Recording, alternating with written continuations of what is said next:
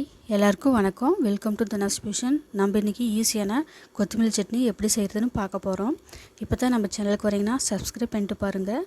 வாங்க வீடியோக்குள்ளே போகலாம். இப்போது அடுப்பு ஆன் பண்ணிவிட்டு கடாயை வச்சுக்கோங்க. இந்த கடாயை சூடானதுக்கப்புறம் எண்ணெய் வந்து ஒரு குளிக்கரண்டி அளவு ஊற்றிக்கோங்க. இந்த எண்ணெய் சூடானதுக்கப்புறம் நம்ம வந்து ஃபஸ்ட்டு வந்து உளுத்தம்பருப்பு 1.5 டீஸ்பூன் அளவுக்கு சேர்த்துக்கோங்க. இதை சேர்த்துட்டு இது நல்லா வதக்குங்க. இது வந்து நல்லா செவந்து வரணும், அந்தளவுக்கு நல்லா வதக்கிக்கோங்க. இது நல்லா வதங்கி வந்ததுக்கப்புறம் இது கூட அடுத்ததாக நம்ம சேர்த்த போகிறதெல்லாம் சேர்த்துக்கலாம். இப்போ இந்த அளவுக்கு வதங்கினதுக்கப்புறம் நம்ம வந்து இஞ்சி வந்து 1 இன்ச் அளவுக்கு இந்த மாதிரி சேர்த்துக்கோங்க, கட் பண்ணிவிட்டு. இது கூடவே அடுத்ததாக பூண்டு ஒரு 3 பல் சேர்த்துக்கோங்க. பூண்டு சேர்த்ததுக்கப்புறம் சின்ன நெல்லிக்காய் அளவுக்கு புளி சேர்த்துக்கோங்க. இந்த புளி வந்து நல்லா சுத்தம் பண்ணிவிட்டு அதுக்கப்புறம் சேர்த்துக்கோங்க. சின்ன வெங்காயம் ஒரு 15 இந்த மாதிரி சேர்த்துக்கோங்க. இப்போ காரத்துக்கு பச்சை மிளகாய் 6 இல்லைன்னா 5 இந்த மாதிரி சேர்த்துக்கோங்க, உங்கள் காரத்துக்கு தகுந்த மாதிரி. இப்போ இது எல்லாத்தையும் நல்லா கலந்து கொடுக்கலாம். இது நல்லா வதங்கி வரட்டும். சட்னிக்கு இந்த மாதிரி நல்லா வதக்கி செய்கிறப்போ நல்லா டேஸ்ட்டு நல்லாயிருக்கும். அதனால் நல்லா வதக்கிக்கோங்க. இந்த அளவுக்கு வதங்கி வரணும். இப்போது தேங்காய் பால் வந்து 2 சில்லு இந்த மாதிரி கட் பண்ணி சேர்த்துக்கோங்க. சேர்த்துட்டு இதையும் இது கூட சேர்த்துட்டு 2 நிமிஷம் நல்லா கலந்து வதக்குங்க. இது நல்லா வதங்கி வந்ததுக்கப்புறம்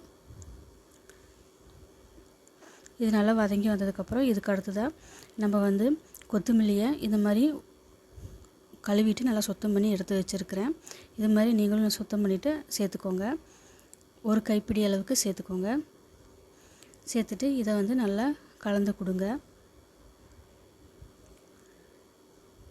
இது நல்லா ஒரு டைம் நல்லா கலந்து கொடுத்ததுக்கப்புறம் ஸ்டவ் வந்து ஆஃப் பண்ணிடுங்க. இது வந்து ரொம்ப நேரம் சூட்டில் வதக்கக்கூடாது, அப்புறம் அதோடய சத்தெல்லாம் போயிடும். அதனால் இது போட்டு ஒரு தடவை இந்த மாதிரி நல்லா கலந்து கொடுத்ததுக்கப்புறம் ஸ்டவ் வந்து ஆஃப் பண்ணிடுங்க. அவ்வளோதான். இப்போது இது நல்லா வதக்கினதுக்கப்புறம் இந்த சட்னிக்கு தேவையான உப்பையும் சேர்த்து போட்டுக்கோங்க. போட்டுட்டு இது வந்து நல்லா ஆற விட்டுருங்க. இது வந்து நல்லா ஆறட்டும். ஆறுனதுக்கப்புறம் ஒரு மிக்ஸி ஜாரில் மாற்றி எடுத்து வச்சுக்கலாம். இந்த மாதிரி மிக்ஸி ஜாரில் எடுத்து போட்டுட்டு தண்ணி வந்து ஒரு 1/4 டம்ளர் அளவுக்கு சேர்த்திக்கோங்க.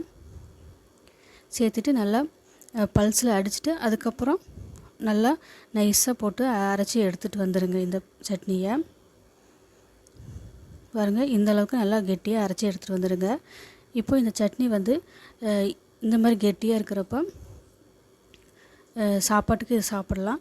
இதே இட்லி, தோசை, சப்பாத்தி மாதிரினா இது மாதிரி தண்ணி ஊற்றிக்கிட்டு கலந்து விட்டுட்டு அதுக்கப்புறம் சர்வ் பண்ணுங்கள். இப்போ இதுக்கு வந்து ஒரு தாளிப்பு கொடுத்துடலாம். எண்ணெய், கடுகு, உளுத்தம்பருப்பு, கருவேப்பிலை, காஞ்ச மிளகாய் இது எல்லாத்தையும் போட்டு நல்லா தாளிச்சிட்டு இதில் வந்து இப்போ கொட்டிடலாம். கொட்டிட்டு இதை வந்து நல்லா கலந்து கொடுத்துருங்க. இப்போ இந்த சூப்பரான சட்னி நம்மளுக்கு வந்து ரெடி ஆயிடுச்சு.